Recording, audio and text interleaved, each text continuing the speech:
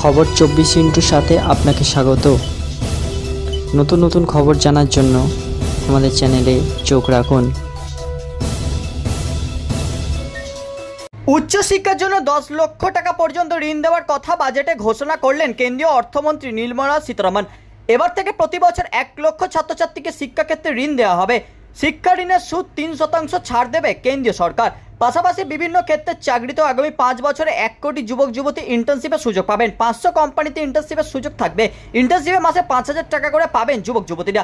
গোটা দেশে রমরম করছে বেসরকারি শিক্ষা প্রতিষ্ঠান। চাকরি ক্ষেত্রে নিজেদের পরিসর বাড়াতে ম্যানেজমেন্ট ছাড়াও একাধিক কোর্সের ওপর ঝুঁকছেন ছাত্রছাত্রীরা।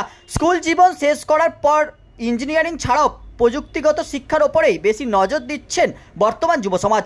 কিন্তু বেসরকারি শিক্ষা প্রতিষ্ঠানগুলোতেও ছেলে মেয়েদের পড়ানোর ক্ষেত্রে মধ্যবিত্ত অভিভাবকদের কপালে পড়ে চিন্তার ভাঁজ। ভরসার শিক্ষার ঋণ সরকারি কিংবা পাবলিক প্রতিষ্ঠানগুলোর সঙ্গে সামঞ্জস্য বজায় রেখেই যাতে বেসরকারি শিক্ষা প্রতিষ্ঠানেও উচ্চ শিক্ষা নিতে পারে ছাত্রছাত্রীরা, তাতে বিশেষ নজর দিচ্ছে কেন্দ্রীয় সরকার।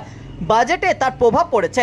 কেন্দ্রীয় অর্থমন্ত্রী এবারে বাজেটে শিক্ষাক্ষেত্রে 10 লক্ষ টাকা পর্যন্ত ঋণ দেওয়ার কথা ঘোষণা করেছেন, কিন্তু এক্ষেত্রে ছাত্রছাত্রীদের ঘাড়ের ওপর জাঁকিয়ে বসে সুদের বেড়াজাল। সেক্ষেত্রে শিক্ষা ঋণের সুদে 3% ছাড় দেবে কেন্দ্রীয় সরকার। ব্যুরো রিপোর্ট, খবর 24/7।